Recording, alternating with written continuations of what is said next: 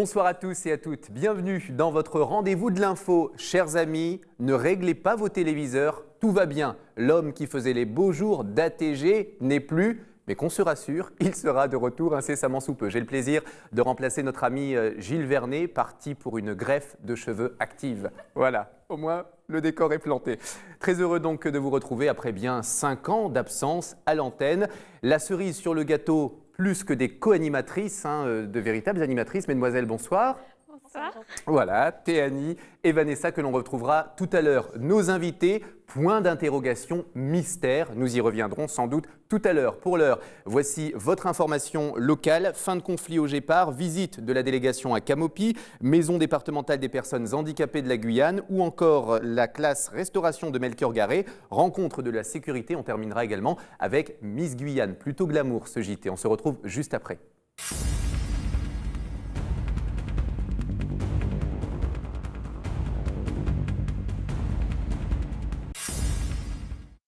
Le soulagement pour les compagnies aériennes. Elles peuvent à nouveau être ravitaillées en carburant depuis ce matin. Les 12 salariés grévistes du Gépard ont repris le travail. Hier soir, vers 23 h, un accord de fin de conflit a été signé. Les grévistes ont obtenu que 2 inspections soient diligentées dans le dépôt. Les salariés s'étaient mis en grève il y a une dizaine de jours suite au non-respect des procédures de sécurité. Selon eux, du carburant souillé avait été réintroduit dans le circuit normal. Un inspecteur de l'ADEAL s'est d'ailleurs rendu sur place hier après-midi. Il doit remettre un rapport à la préfecture. Un autre inspecteur mandaté par Total doit venir à son tour éclaircir cette affaire début décembre. Les salariés ont aussi obtenu un plan de formation, le paiement des jours de grève et l'attribution d'une prime exceptionnelle de 300 € brut pour le mois d'août. Depuis 3 jours, Camopi accueille une délégation composée par des représentants de plusieurs institutions. Cela fait déjà plus d'une semaine que l'école de la commune se retrouve avec les portes fermées. Les parents d'élèves dénoncent les mauvaises conditions et le manque d'infrastructures. Des classes dédiées à des enfants en difficulté qui dépassent le nombre d'élèves conseillés, soit 22, ainsi que le manque d'enseignants. Ils ont réclamé la présence du recteur, mais devront se contenter de sa directrice de cabinet, de l'inspectrice de circonscription et du sous-préfet. Font partie aussi de la délégation une assistante sociale, un psychologue scolaire, un médecin de prévention et un conseiller pédagogique. Ces derniers devraient prolonger leur séjour. Si des solutions ne sont pas apportées rapidement, les parents se disent prêts à fermer d'autres institutions de la commune, telles que la banque postale, le collège, la gendarmerie, sachant qu'hier, les portes de la mairie étaient déjà fermées. La maison départementale des personnes handicapées tirée d'affaire jusqu'à la fin de l'année. Les 24 agents percevront bien leur salaire. Le Conseil général avancera finalement la subvention de 300 000 €. Elle lui sera remboursée ensuite par l'État. Début 2015, la structure disposera d'un nouveau budget. Lundi, le président du département, Alain Tienlong, avait déclaré qu'il ne pourrait attribuer une dotation exceptionnelle à la MDPH comme il l'avait fait en 2009 et en 2011. Au total, 650 000 € avaient été attribués en raison des difficultés financières récurrentes de la MDPH qui voit chaque année sa charge de travail augmenter. L'année dernière, par exemple, 10 000 dossiers ont été traités. Le département argumentait qu'il n'avait pas le budget pour des raisons religieuses. La collectivité a l'obligation de rétribuer les 26 prêtres du département. Les élèves en première année de CAP Restauration du lycée Melchior Garé ont effectué ce matin leur premier service. Une première expérience enrichissante mais aussi stressante pour ces restaurateurs en herbe. On a commencé depuis 8h30 et là on a pratiquement presque fini, on va commencer à lancer le service. Ça fait un peu peur parce qu'il y aurait beaucoup de clients qui... C'est bien mais en même temps ça fait stresser. Dans ce lycée professionnel, les élèves travaillent comme dans un vrai restaurant. Ils côtoient les clients et tout doit être minutieusement préparé. C'est comme à l'armée, si c'est pas strict, ça marche pas. Il ne faut pas que le client il attende, il faut qu'il soit précis. Tous les gestes doivent être précis pour qu'on ait vraiment le meilleur résultat. Il faut qu'ils apprennent toute la gestuelle, la technique, la pratique, les modes de cuisson, tout sur le vif du sujet, en sachant qu'ils ont, comme je vous ai dit tout à l'heure, une séance de cuisine, c'est-à-dire un lundi matin. Ouvert depuis plusieurs années, cette formation attire de nombreux jeunes qui doivent être sélectionnés. Il y a une nouveauté cette année, c'est que les élèves ont été recrutés selon leur motivation. C'est-à-dire qu'ils ont passé au printemps dernier un entretien de motivation. Voilà, on les a reçus, on en a reçu pas mal.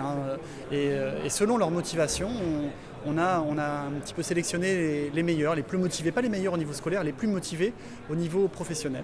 Le service quasi irréprochable et les plats savoureux servis dans ce lycée séduisent les clients. C'est important, c'est intéressant des deux côtés. C'est-à-dire que d'un côté, effectivement, ça permet à ces jeunes de se former, d'apprendre un peu le métier qu'ils feront plus tard. Et puis, disons, en tant que client, puisque c'est ma position, je trouve que c'est un excellent rapport qualité-prix.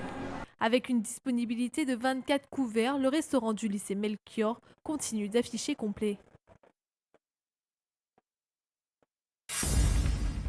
Les forces de l'ordre agissent en casino.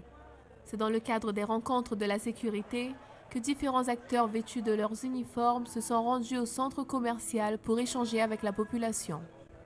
Il s'agit surtout de leur présenter tous les moyens humains, matériels, qui sont déployés au profit de leur sécurité.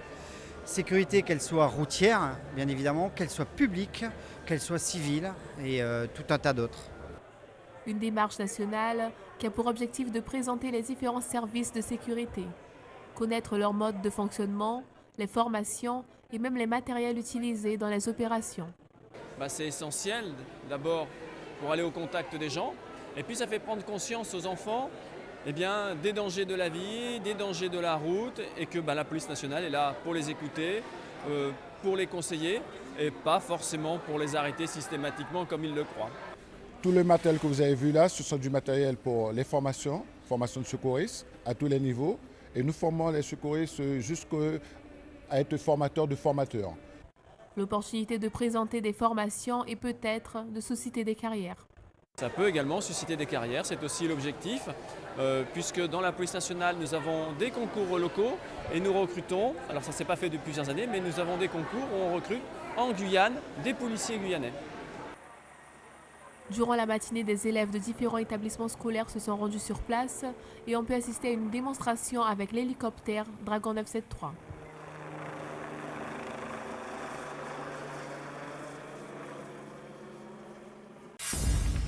8 candidates pour une seule couronne. Demain soir, dans la salle du Zéphyr, ces jeunes filles s'affronteront pour s'emparer du titre tant convoité de Miss Guyane. Une soirée qui, cette année encore, devrait tenir toutes ses promesses. Miss Guyane, c'est toujours une découverte. Depuis maintenant 14 ans que le comité Miss Guyane a un petit peu revu le module, nous essayons chaque année d'intéresser les gens à des thématiques différentes. Donc chaque année, un spectacle nouveau est à découvrir. Je crois que c'est un beau challenge parce qu'il y a beaucoup d'invités, il y a beaucoup d'artistes, des artistes de Guyane, notamment Shugakawa, notamment Feriag, voilà, et des artistes lindorisés. Donc c'est un beau spectacle, il ne faut pas le rater. Celle qui sera couronnée à l'issue de l'élection devra représenter la Guyane durant l'année à venir. Elle concourra également pour l'élection de Miss France. Et même si aucune Miss Guyane n'a encore remporté le concours national, le président du comité continue à y croire. Un athlète qui va aux Jeux Olympiques, il va avoir une médaille d'or. Un cycliste veut franchir la ligne d'arrivée. Nous n'allons pas à Miss France pour faire semblant, nous allons à Miss France pour faire participer notre département et espérer un jour gravir les marches du podium. Maintenant, ça ne dépend pas de nous. Ça ne dépend pas non plus de la jeune fille qui est élue. C'est un concours de beauté, c'est subjectif. Donc les gens votent. Deuxièmement, c'est un vote régional. Donc chaque région vote pour sa Miss. En Guyane, c'est moins de 120 000 personnes qui vont voter. Alors qu'il y a des régions où il y a des millions de personnes. Donc il faut arriver à faire élire une jeune fille en Guyane qui focalise l'attention même des régions françaises pour qu'on arrive à voter pour elle. Ça viendra un jour, peut-être que ce sera pour samedi. Non plus, c'est pas ça le but. Le but est de participer. Nous sommes une région française, nous avons le droit d'être aux côtés des 36 autres régions françaises dans ce concours. Il n'y a pas de honte à avoir, il n'y a pas de complexe à avoir. Maintenant que notre Miss ne soit pas la Miss France, eh bien il faut seulement attendre le jour viendra où on va avoir la perle qui va fédérer tout le monde. Pour savoir qui succédera à Henriette Kronfeld, Miss Guyane 2013-2014, rendez-vous demain soir au Zéphyr.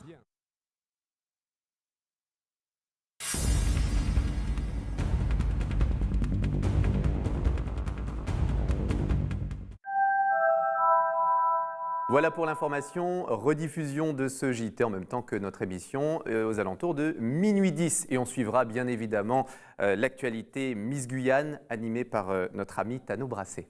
Notre première invitée, mesdemoiselles, et moi j'ai le sourire aux lèvres, tout comme Vanessa et Annie, d'accueillir Jean-Michel Martial. Merci d'être avec nous. Merci de m'avoir reçu. Soyez le bienvenu. Vous sortez de la conférence là. Oui. Vous étiez l'invité donc de nos amis du théâtre, entre autres Marie-Annie Félicité, Roger Vaiti, qu'on ne présente plus, autour de cette conférence débat théâtre et créolité en Guyane. La Guyane, vous connaissez. Alors ce qu'on sait moins, les filles, je ne sais pas si je peux vous l'apprendre en même temps que nos téléspectateurs, vous étiez dentiste. Je ne sais pas si j'étais dentiste, mais je pratiquais l'art dentaire. Il y avait déjà l'art là-dedans. Maintenant. Vous aviez un cabinet ici? Oui, ben, normalement, un dentiste, ça travaille dans un cabinet. Donc, j'avais effectivement un cabinet dentaire. Et que vous avez fermé dans les années 80, c'est ça un peu plus tard, je crois que 83 ou 85, quelque chose comme ça. Et donc, vous avez quitté la Guyane, cette fois-ci, pour vous lancer sur cette grande carrière que l'on connaît, carrière de comédien. On y reviendra. Alors, votre présence en Guyane, on l'a rappelé, c'est dans le cadre de cette conférence débat. Vous en sortiez il y a quelques minutes. Quelle a été l'orientation de cette conférence? L'orientation, c'est quoi? C'est comment se positionnent les personnes qui étaient autour de la table au niveau de la créolité et au niveau du théâtre. Et d'emblée, le président, enfin pour moi, c'est le président. Et ça sera toujours le président Elie Stephenson, parce que c'est, à mon sens, la référence en matière de théâtre lorsqu'on est en Guyane. C'est positionné en tant que Guyanais, parce qu'il y a des gens qui ne savent pas qui ils sont. Lui, en tout cas, il sait qu'il est Guyanais, et c'est en tant que Guyanais qu'il parle au monde et qu'il regarde le monde. Et ça lui donne une force et une authenticité. Le mot authentique a été prononcé par la présidente qui a ouvert la séance, et également par moi, parce que c'est très important à l'époque de la mondialisation de savoir être authentique et avoir quelque chose de très propre et de très particulier à partager. Vos questions en direct sur rendez-vous2info@atg.tv, également sur notre Facebook. Vanessa. Quelle est votre définition de créolité? De la créolité? Oui. Il y a le mot créole déjà. C'est être en vie de manière harmonieuse. Non, c'est pas vrai. Ma définition, je n'ai pas de définition. Je crois qu'on la cherche et on la définit au quotidien. Je crois que c'est la volonté de trouver des solutions dans cet espace particulier. Cet espace, c'est quoi? C'est un espace physique, la Terre, où se réunissent, où se croisent des personnes qui ont des origines différentes, souvent des cultures différentes, et qui vont mettre tout ça en commun pour partager une culture du présent sur une terre particulière, en espace géographique et humain riche de la rencontre de personnes qui vont avoir le même destin à construire. Donc, c'est accepter les problèmes des autres, accepter leurs richesses et essayer d'en faire une fleur pour nos enfants. Jean-Michel Martial, vous avez un attachement particulier à la Guyane et aux comédiens rencontrés ici. Vous êtes venu assez régulièrement pour proposer notamment des stages et faire d'autres rencontres, et votre présence en atteste encore. Quel est ce lien qui vous rattache à notre département? Je crois que la Guyane m'a sauvé. La Guyane m'a sauvé parce que j'étais construit selon un modèle dans lequel je ne me reconnaissais pas et j'étais très mal dedans. Voilà, ayant toujours vécu en France, avec un modèle référent blanc, j'étais en perte d'identité totale. Et lorsque j'ai pris le livre de Damas qui disait « De n'avoir jusqu'ici rien fait, osé, bâti, construit à la manière du juif, du jaune pour l'évasion en masse organisée d'une condition d'infériorité, c'est en vain que je recherche le creux d'une épaule ou cacher mon refus, ma honte de la réalité », j'ai trouvé qu'il me parlait directement. Et ça, c'était en Guyane. Et j'ai jamais oublié ce texte que j'ai lu une fois et il est resté dans mon crâne. Donc oui, et ensuite la première pièce que j'ai entendue, où j'ai vu des gens parler dans une langue qui n'était pas le français, c'était ici, c'était La Terre de Stephenson. Donc oui, c'est possible. On est capable d'affirmer, d'apporter quelque chose au monde en étant totalement soi-même et en ayant peut-être la possibilité de vivre sur le mode positif la réalité d'une double culture, à savoir avoir toutes les connaissances d'un espace de 400 ans de culture française et de 3000 ans d'histoire noire. Voilà, parce que c'est un peu ça le deal. Alors, le comédien que vous êtes et qui se bat dans l'arène française hexagonale mène des combats, que ce soit vous, votre frère d'ailleurs Jacques. Omar Sy, pour ne pas le citer, qui n'a pas envie d'être le noir à la mode, continue lui aussi de se battre. Est-ce que comme lui, vous vous retrouvez dans cette espèce de difficulté constante, parisienne, hexagonale, à exister en tant qu'acteur noir en France ? Oui, probablement, mais ça dépend de la manière dont on se positionne. J'ai toujours pensé, et vraiment, qu'il était plus facile de mesurer 1,88 m, d'être noir et d'être comme j'étais, qu'être blond aux yeux bleus et de mesurer 1,78 m. Voilà. Pour moi, j'ai toujours pensé que c'était beaucoup plus facile pour moi. Et j'ai été beaucoup moins que d'autres confronté à cette difficulté. Quand j'ai commencé à faire du théâtre, quand j'ai décidé de faire du théâtre, ben, j'ai eu tout de suite... Honnêtement, j'avais 2 années de contrat signés à l'avance. Donc, on me disait, c'est dur. Je disais, oui, c'est dur. Mais je travaillais. Donc, après, j'ai constaté que la progression n'était pas si facile et qu'on aurait pu penser un autre développement. Mais j'ai toujours travaillé. Alors, toujours dans les mêmes rôles ? Parce que c'est un peu ça le reproche, d'être cantonné à ces rôles, à ces stéréotypes, un petit peu du bon noir, du bon arabe. C'est un peu les reproches qui sont faits par les communautés dites minoritaires sur la métropole. À l'époque, non, c'était pas le bon noir, c'était simplement le bandit. Ouais. Je crois que les rôles négatifs, c'était les noirs. À une époque. En tout cas, c'est ce que nous disions, parce que c'est ce qu'on nous proposait. Et puis, ben non, moi j'étais un peu comme Sidney Poitier, j'étais l'antithèse de ça. Ouais. On me disait, mais non, t'as trop de classe, tu peux pas jouer un bandit. Je dis, mais vous savez pas d'où je viens, je connais la banlieue quand même. Et je suis sorti de la banlieue aussi. Donc je ne suis pas que ce que vous voyez. J'ai largement autre chose à proposer. Bon voilà, il suffit simplement de l'affirmer pour être entendu. Mais je vais aussi aller vers les questions de ces autres personnes, sinon je parle trop longtemps. Qu'est-ce que vous a apporté le théâtre dans votre vie tous les jours ? Le théâtre, pour moi, c'était tous les livres de philo que j'ai pas lus. Parce que les grands auteurs nous emmènent à nous confronter à des questions qu'on n'imagine même pas le matin en se levant. Et par contre, il nous faut trouver une réponse pour avoir une crédibilité quand on parle. Donc ça m'a amené à réfléchir et à me poser des questions. Mais pourquoi ceci, pourquoi cela ? Et ben, quand on va en philo, et puis on apprend. Ce qu'on apprend dans les pièces de théâtre pour répondre, pour armer un personnage, c'est 5 ans d'études à la fac ou 6 années d'études à la fac, c'est de la psychologie, ce sont des choses comme ça. Alors, je rebondis sur Sidney Poitier, puisque vous l'avez cité, 1964, il reçoit son Oscar. Quasiment 50 ans après, Omar Sy reçoit son César. Est-ce qu'il faudrait qu'on applique une espèce de politique des quotas pour finalement ressembler aux États-Unis, pour que la cause des acteurs noirs avance ?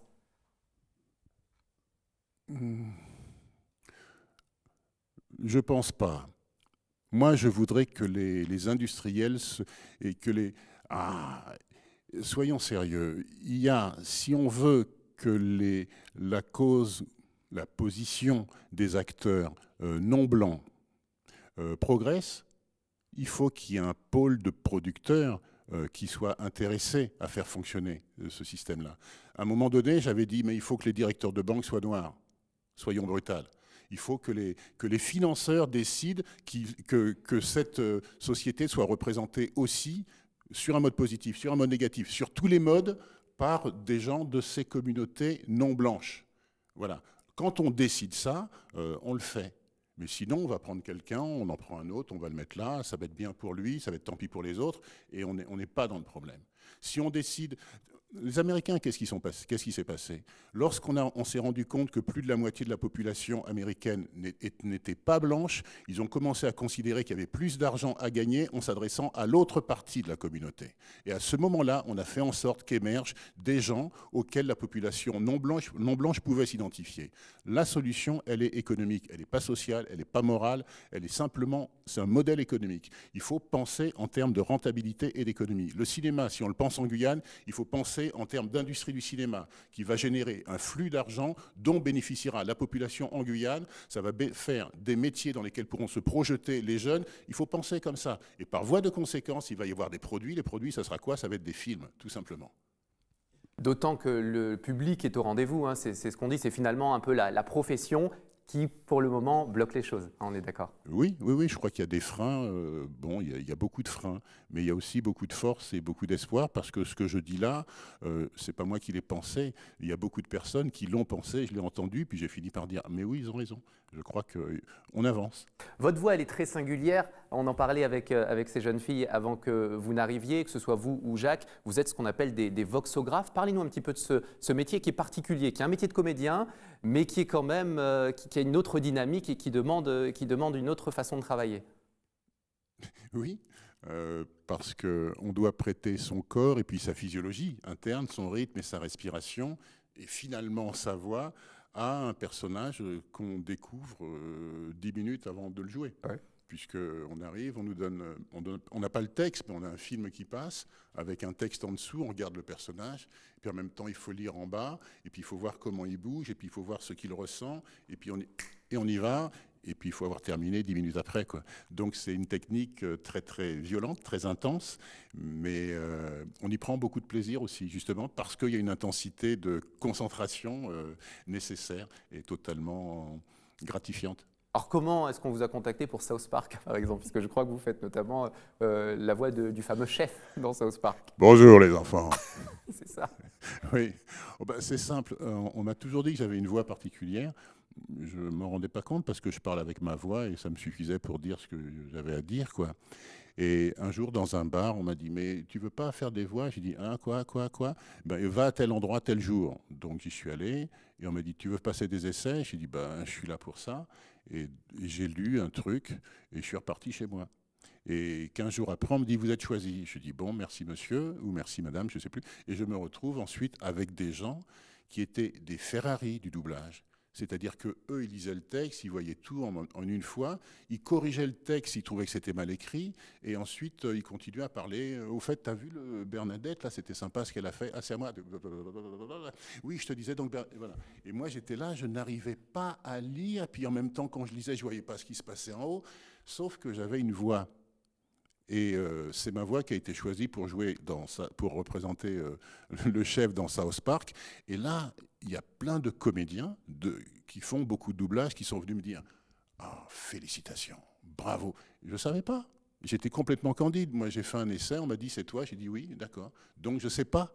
Simplement, on m'a pris. Mais de la même manière, un jour, le téléphone sonne et on me dit « Ah, Jean-Michel, c'est Luca Ronconi, tu veux venir avec moi à Milano ?» Alors, j'ai dit « Luca, oui. » Et il m'a emmené à la Scala de Milan et je me suis retrouvé à la Scala de Milan. Pourquoi? Parce que j'avais une voix. Voilà, c'est comme ça. C'est les beautés, en tout cas, de ce métier. Vos questions, hein, vous le savez, peuvent intervenir à n'importe quel moment. rdv2l'info@atg.tv ou directement sur notre Facebook. Jean-Michel Martial, on continue avec vous. C'est un vrai plaisir, en tout cas. Vous restez sur le plateau, puis vous êtes le bienvenu à n'importe quel moment. Cette station est la vôtre. Alors, on revient sur la créolité, sur la Guyane. À votre avis, comment se porte notre théâtre en Guyane? Comment vont nos comédiens? Comment vous les avez sentis?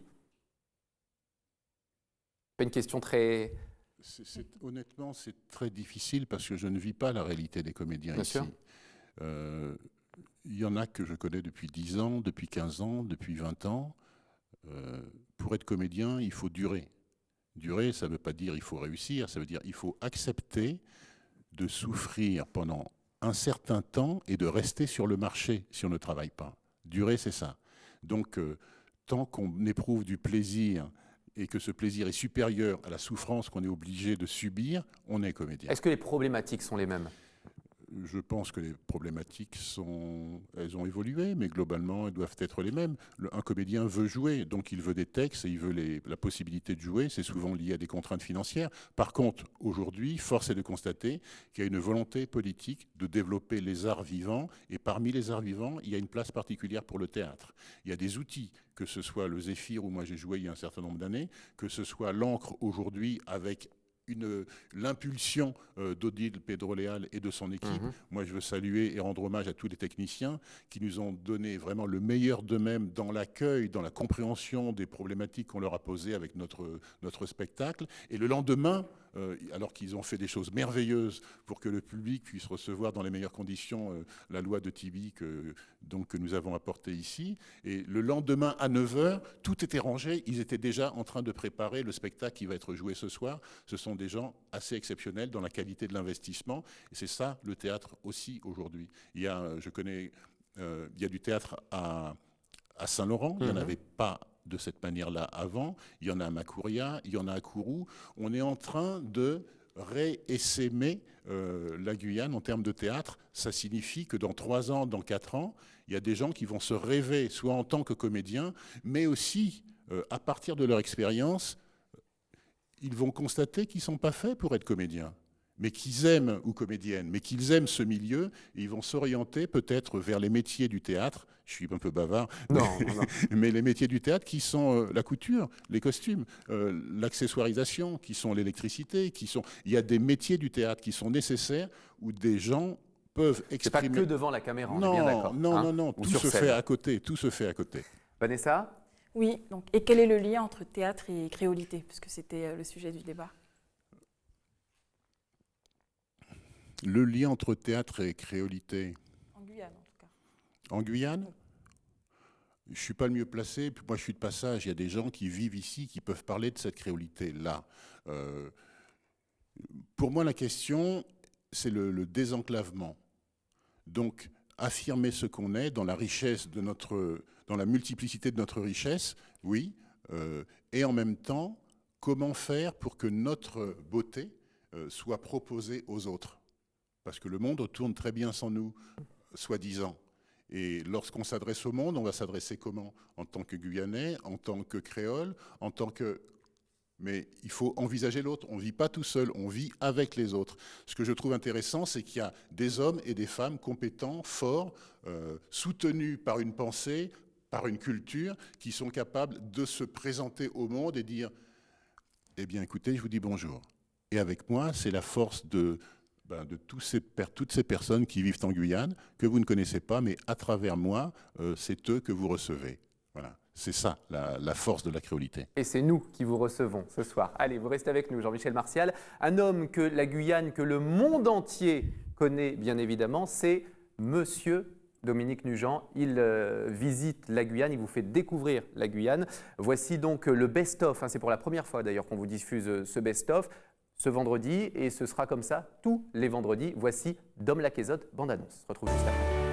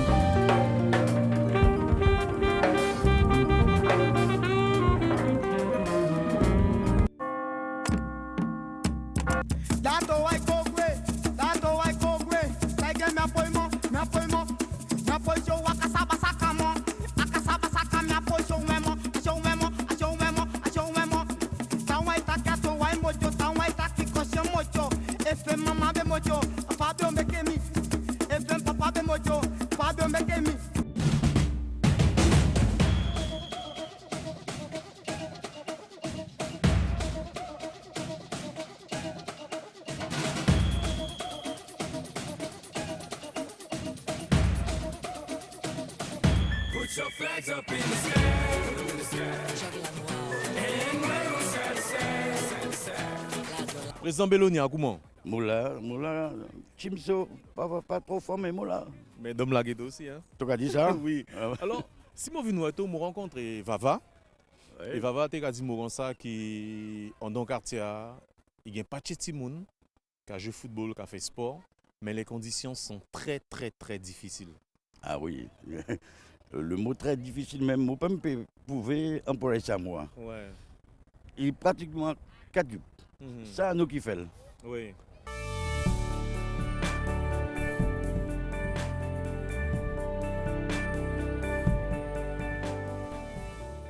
Voilà notre star guyanaise, Dom Laquezotte, présentée par Dominique Nugent. Le best-of, ce sera bien sûr ce soir après le journal de BFM TV.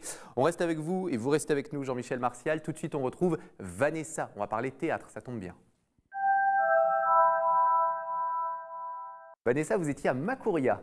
Oui, Oui, exactement. Donc, pour la première d'une pièce intitulée « Pour un oui ou pour un non », adaptée donc, de la pièce de Nathalie Sarraute du même nom d'ailleurs, et magistralement interprétée par Grégory Alexander et Patrick Moreau. Je vous laisse voir les images.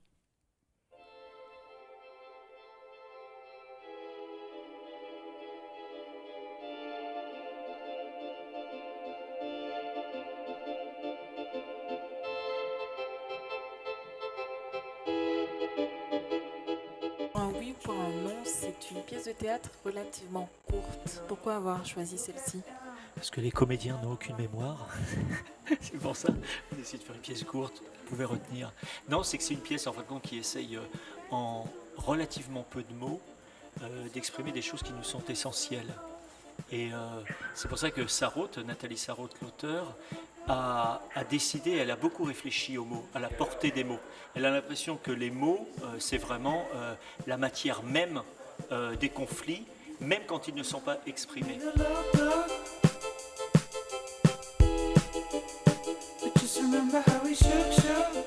L'essentiel du jeu se construit sur la relation entre les partenaires. Donc c'est ce qui n'est pas simple en fait.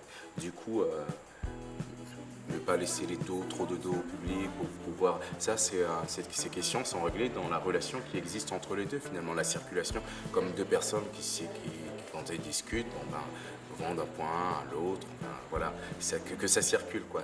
La plus grosse difficulté, c'est de rester concentré dans cette relation entre les deux personnages pour que, justement, il n'y ait pas cette perte, voilà, cette perte pour le public.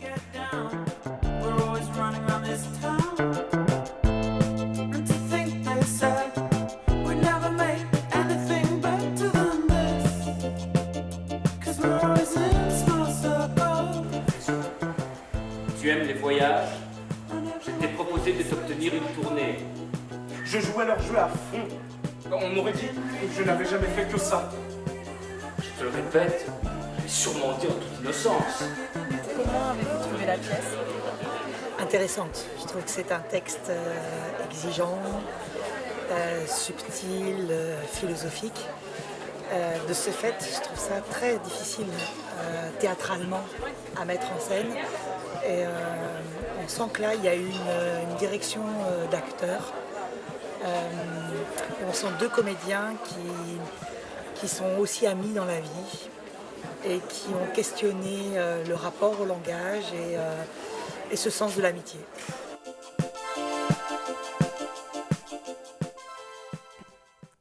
Voilà, Vanessa et le théâtre. Oui, voilà, donc c'est l'histoire de celui qui rompt pour un oui ou pour un non. Donc cette pièce date de 1983 et je trouve qu'elle est totalement d'actualité Ça en vous a 2014. parlé, ça vous a rappelé des ex? Non, pas du tout. Non, pas du tout. On ne Ce rompt n'est pas mon cas, Vanessa, non. bah Voilà. Très bien. Pour cette création locale, on salue Grégory Alexander, bien sûr, Patrick Moreau, entre autres. Très intimiste cette salle, on est proche des comédiens. Oui, voilà. On a l'impression qu'ils sont jugés par un tribunal et ils en parlent aussi dans la pièce. Ah, c'est un exercice de style particulier, hein, Jean-Michel Martial. Il semblerait, oui. Ouais. Bon, vous restez avec nous, les filles. Cette fois-ci, c'est un grand moment. Cher Jean-Michel, vous êtes à bonne distance. Oui, je dis ça parce que notre chroniqueuse ne devait pas être là ce soir. Elle est souffrante. Et d'ailleurs, ça tombe bien, elle va nous parler d'intoxication alimentaire. On ne l'a pas fait exprès. Voici Théanie. Alors, Théanie, je me raille de vous, mais je suis très sérieux finalement parce qu'effectivement, vous êtes malade. Eh bien oui, Jordan. Victime d'une grosse intoxication alimentaire, on va dire depuis hier soir, mais je me tenais d'être à vos côtés. Eh ben, ça nous fait bien plaisir. Bon, on vous avait dit de ne pas cuisiner, c'est pas pour vous ça? Qu'est-ce qui s'est passé? Un petit jus local. C'est un jus qui vous a rendu dans l'état dans lequel on vous a trouvé? Bon, alors ça a permis de faire cette fameuse chronique sur, et là on est très sérieux, sur les intoxications alimentaires. Vous avez pu trouver des remèdes un petit peu partout, et notamment sur Internet. Oui, c'est ça. Alors, tout d'abord, sachez que l'intoxication alimentaire pardon, est souvent accidentelle, qu'on peut souvent confondre avec un simple mal de ventre ou quoi que ce soit.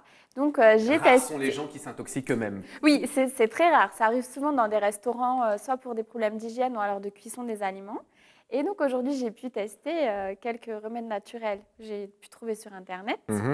Et je peux vous dire que ça ne marche pas. Ça marche pas. Ça ne marche pas. Bon, voilà. alors qu'est-ce que vous avez essayé? Alors j'ai essayé un petit peu donc, comme anti-vomitif, tout ce qui est Coca-Cola sans bulle, un peu de thé, du riz blanc. Vous vouliez vomir en fait. En fait, justement, c'est pour ne plus vomir. Et c'est ce qu'ils préconisent sur Internet. D'accord. Donc j'ai un petit peu tout essayé pour être au top ce soir. Rassurez-moi, vous êtes allé voir un médecin. Oui, grâce à vous, Jordan, j'ai pu aller voir un médecin qui m'a tout simplement donné quelques médicaments et puis ça va beaucoup mieux. Bon, ça passe maintenant? Pas encore, mais De toute façon, on a des petits sacs ATG prévus à cet effet. Vous n'hésitez pas, vous tournez vers votre comparse, vers Vanessa surtout.